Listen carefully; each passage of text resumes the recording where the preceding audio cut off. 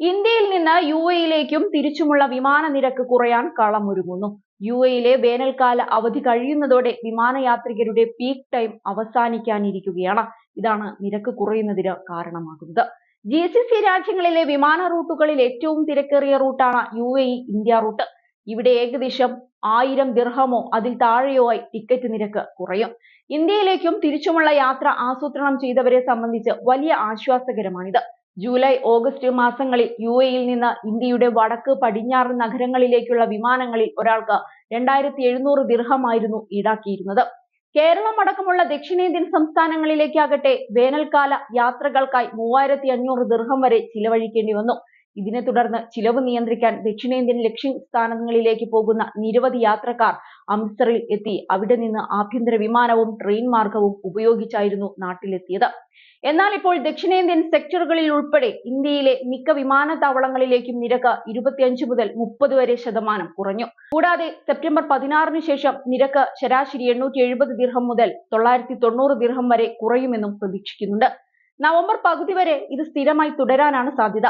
ചിലവേറിയ വേനൽക്കാലത്തിനു ശേഷം ശരാശരി ഇടത്തരം കുടുംബങ്ങൾക്ക് ഇന്ത്യ UAE മേഖലയിൽ യാത്രാ നിരക്കുകളിൽ ഒടുവിൽ സ്ഥിരത കൈവന്നിരിക്കുകയാണെന്ന് Europe travel and tourist general manager Basheer Muhammad പറയുന്നു.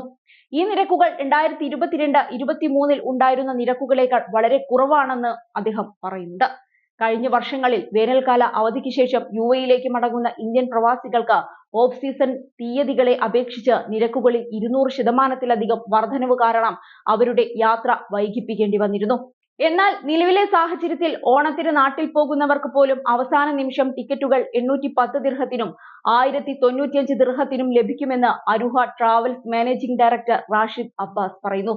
ജൂലൈ, ഓഗസ്റ്റ് മാസങ്ങളിൽ ഇതേ ലക്ഷ്യസ്ഥാനങ്ങളിലേക്കുള്ള യാത്രാ നിരക്ക് 2500 ദിർഹത്തിന് മുകളിലായിരുന്നു എന്നും അബ്ബാസ് ചൂണ്ടിക്കാട്ടുന്നുണ്ട്.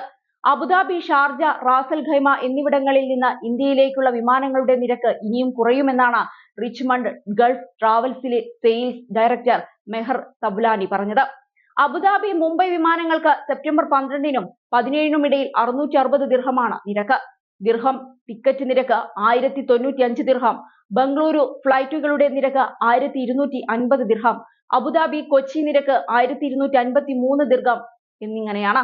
പല ഇന്ത്യൻ പ്രവാസികളും നിരക്ക് കുറഞ്ഞ സമയങ്ങളിൽ വർഷങ്ങളിൽ 2 തവണ നാട്ടിലേക്ക് യാത്ര ചെയ്യാറുണ്ട് എന്നാണ് smart travels chairman Afi Ahmed പറയുന്നത്.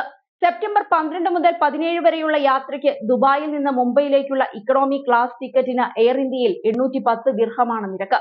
ബജറ്റ് കാരിയറുകളായ സ്പൈസ് ജെറ്റിനും ഇൻഡിഗോയ്ക്കും ഒരേ റൂട്ടിൽ ശരാശരി 840 ദിർഹമാണ് നിരക്ക് വരുന്നത്. വിസ്താരവും എമിറേറ്റ്സും 1000 ദിർഹത്തിനും 1090 ദിർഹത്തിനും ഇടയിലാണ് നിരക്ക് ഈടാക്കുന്നത്. കേരളത്തിലേക്ക് ജൂലൈ മുതൽ ഓഗസ്റ്റ് വരെ നിരക്ക് 1588 ദിർഹത്തിനും 2277 ദിർഹത്തിനും ഇടയിലായിരുന്നു. ഇപ്പോൾ ഇത് 1096 ദിർഹം മുതൽ 1380 ദിർഹം വരെയാണ്. ദുബായിൽ നിന്ന് ചെന്നൈയിലേക്കുള്ള നിരക്ക് 938 ദിർഹവും ദുബായിൽ നിന്ന് ജയ്പൂരിലേക്കുള്ള ടിക്കറ്റ് നിരക്ക് 957 ദിർഹവുമാണ്. അതേസമയം ഇന്ത്യക്കാരെ ആകർഷിക്കാനായി വളരെ കുറഞ്ഞ നിരക്കിൽ ടൂറിസ്റ്റ് വിസ അനുവദിക്കുമെന്നാണ് ഒമാൻ പ്രഖ്യാപിച്ചിരിക്കുന്നത്. വെറും 5 റിയാലിന്, അതായത് ഏകദേശം 1000 രൂപയ്ക്കാണ് ഇന്ത്യക്കാർക്ക് 10 ദിവസത്തെ ടൂറിസ്റ്റ് വിസ ഒമാൻ വാഗ്ദാനം ചെയ്യുന്നത്. ആകർഷകമായ നിരവധി വാഗ്ദാനങ്ങളാണ് ഒമാൻ ടൂറിസ്റ്റ് മന്ത്രാലയം വാഗ്ദാനം ചെയ്തിരിക്കുന്നത്.